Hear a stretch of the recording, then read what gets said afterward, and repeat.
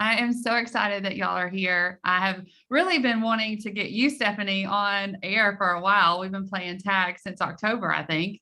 Yeah. And I just want to start with introducing ourselves. So I'm Charli. I am the founder and president of Empowering Brands, which is a marketing services branch of our company, and then Empowering Pumps and Equipment, which is our media brand.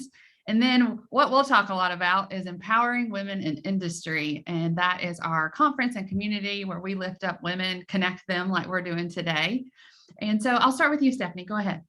Okay, my name is Stephanie Hajducek, and founder of This One's for the Gals. And it really started with, just a really small ask on my part. I approached my manager about sponsoring some girls from our local high school to go to the Women in Industry Conference, this being held in Galveston later this month.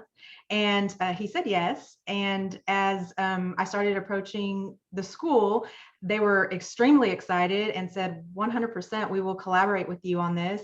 And so I just kind of started thinking a little bigger.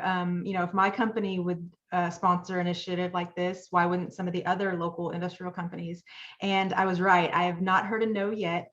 And so now we're taking over 200 girls from 9 different schools here in the coastal bend of Texas to the Women in Industry Conference next month. Later this month. It's already in a few weeks. So I've been working on it since November, and it's already almost here. So I'm super, super excited. So yeah, and that's how This One's for the Gals started. It's really just a platform to kind of help get the message out to, high school age girls that are nearing graduation, that aren't really sure what their next step is, and just kind of informing them of, some of the jobs in our area right outside their back door, high paying jobs that, are there for them. And by companies sponsoring this sort of initiative, it's them saying, yes, we want girls to know that we have a place for them here. And I think that's the most exciting part, is the girls seeing the support that they have from, the local companies. Yeah, and I'm going to definitely dive into that so much. I have so much to ask you about that. But Keisha, go ahead and introduce yourself and tell us a little bit about your story. Yeah, so I'm involved because I've attended the conference actually prior to COVID a few times, but my name is Keisha Williams. I work for ExxonMobil. I too started a group, a community outreach group that Exxon has backed for the last 3 years, where we go out into the community and we do the exact same thing.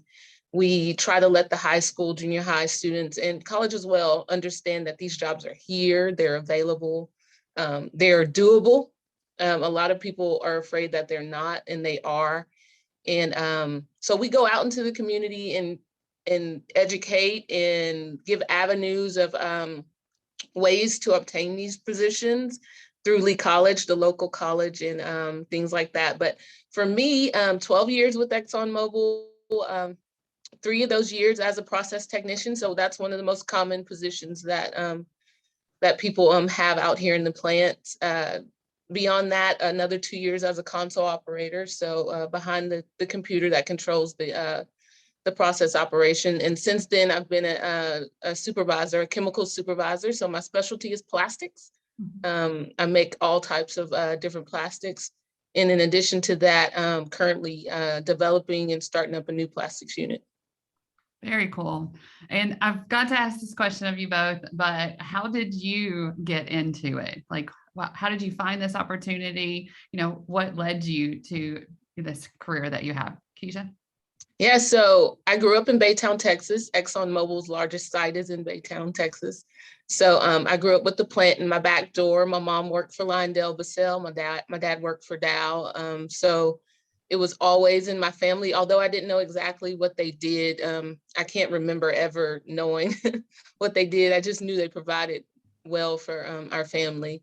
I initially went to college to be a nurse. And while in college, I quickly found out that that may not be the path I was going to take. I was already in a little bit of college debt, and I was ready to make some money. So I came back home after graduating, and almost immediately applied to ExxonMobil. I did not know what I was going to do. I did not know any of the positions. I had zero experience, but I did have somebody say one thing to me. He said, whatever it is they do out here, you can do it. So I went for it.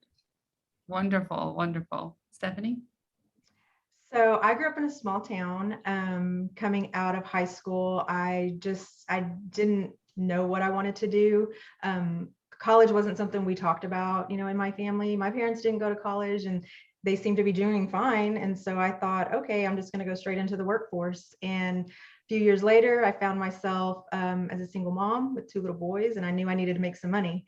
And so I went and took a 6-week AutoCAD training certificate. I was living in Houston at the time.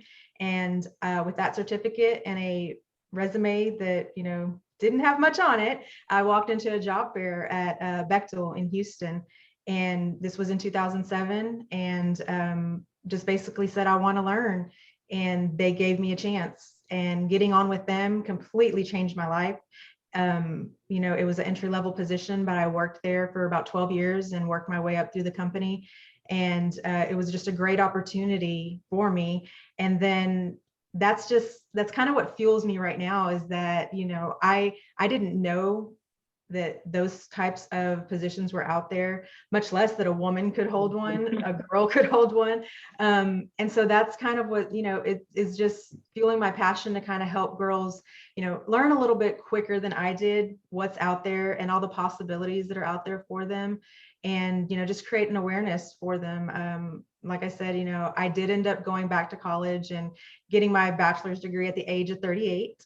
And while that was it's a great accomplishment, I keep thinking, what did it cost me all those years raising a family, working full time, going to school? It was hard. It was difficult. And so I feel like if I would have had just a little bit better direction, coming out of high school, things just would have been maybe a little bit easier. And so that's kind of, my passion now is like, I'm going to help girls just, find their way a little bit quicker. I love it. Go ahead, Keisha, do you have something to add? I was going to say, she's right. Absolutely. A little bit sooner. It's the exact same purpose. Yeah. And I think that it shows that there are people who are interested. So all these girls that you've gotten together to come to the power in industry, right? Women in industry. And I love that, the power that and brings together. So the conference is women in industry. We're talking pipe fitters, operators, welders, electricians, riggers, et cetera, right? I think you can look at all of the sponsors, which I think, I got to be honest, Stephanie, like it really did like blow my mind how fast that came together and the support of the industry behind it. And so a testament to all of you that participated in building this event and the industry getting behind it. Just, a real testament to Texas and how you support your community.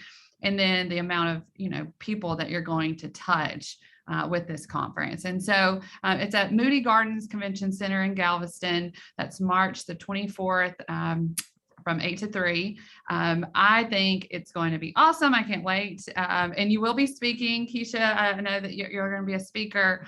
One thing I read about you was that you want to normalize women in industry. And I think, we both have girls and I think, we're just giving them the opportunity and seeing these women and sharing your stories like you're doing today, it does normalize it. So I'm an advocate for, creating more role models that want to share their stories. But can you tell us a little bit about what your message is going to be there at the event? Yeah, absolutely. You touched on the normalize, and that's my goal. But also what Stephanie said, the goal is also to make sure that people are aware. So my hope is that that we can get across the message that small town, not really well informed on these positions, which is probably going to relate to a lot of people in the room, wanting to make a huge impact, but also wanting to do something that's fulfilling. Mm-hmm. And in addition to that, what road did I take to get there? And knowing that there are many different avenues like Stephanie's and mine that will get you there. And it's not always the bachelor's degree, and it's not always the master's. It's about knowing what you want to do sooner than later, mm-hmm. Making sure that you are well informed on the path to get there, and then letting go of the fear that those jobs were not designed for you, because once you get out here and you start actually performing those jobs, you realize that they were more designed for us than anyone else. Yeah, for sure. And, I always think it's fascinating, especially, welding. I love to tell the story because I actually got to do a little welding at community college here in Alabama.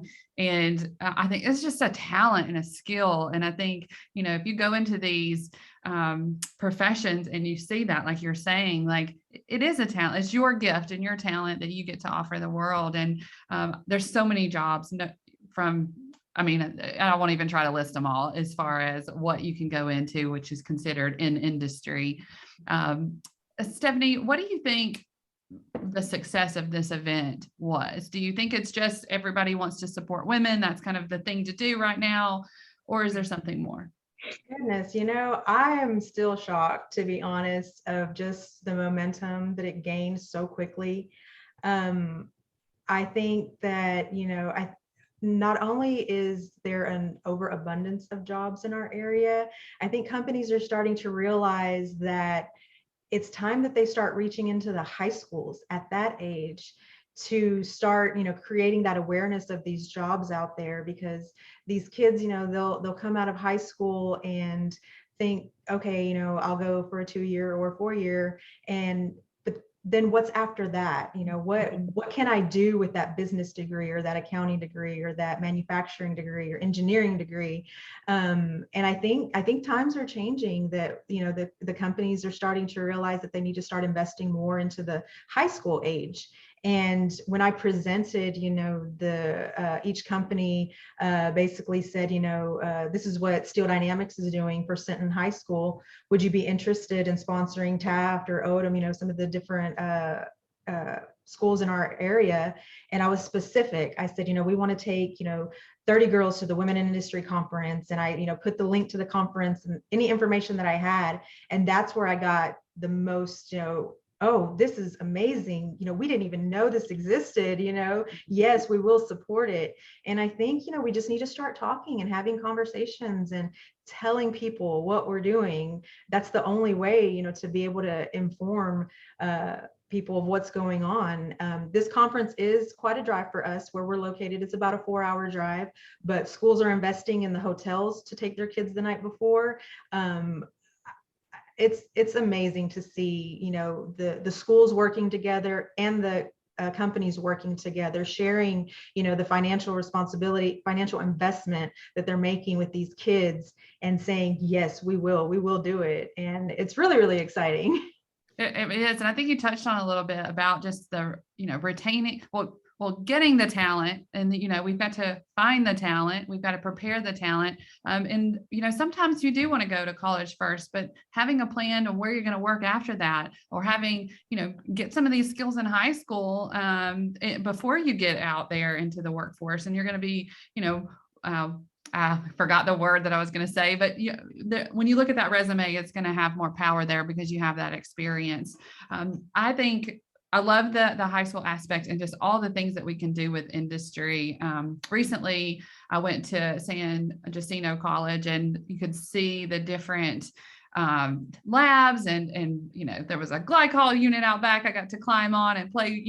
I've got my hard hat back there because I get to walk and play. You don't want me actually working on the equipment, but I could if that was the path that I took, right? And I do believe that, and I do get really jazzed up about a plant tour, but this is kind of second best to that. Going into schools, having conversations at these conferences really sets you up to understand the industries better. Keisha, have you seen that?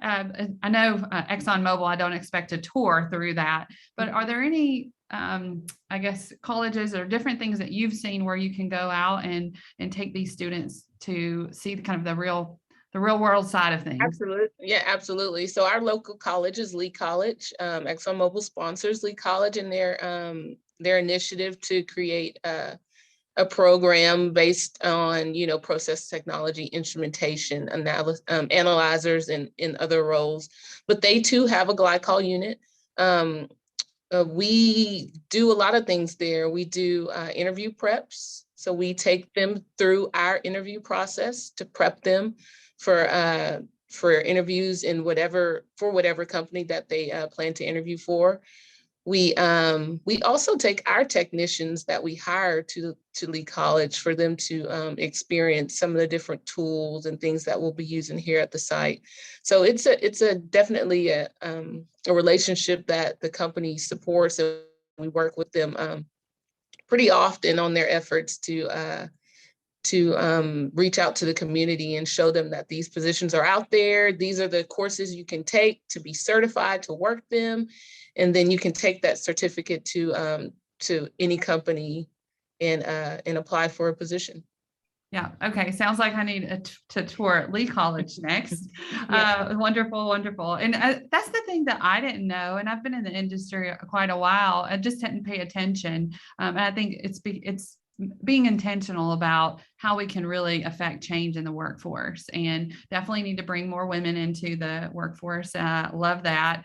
I think it's important because we don't have enough skilled workers. And so we better look at both male and females as candidates for that. And really, I'm just having a hard time with words today.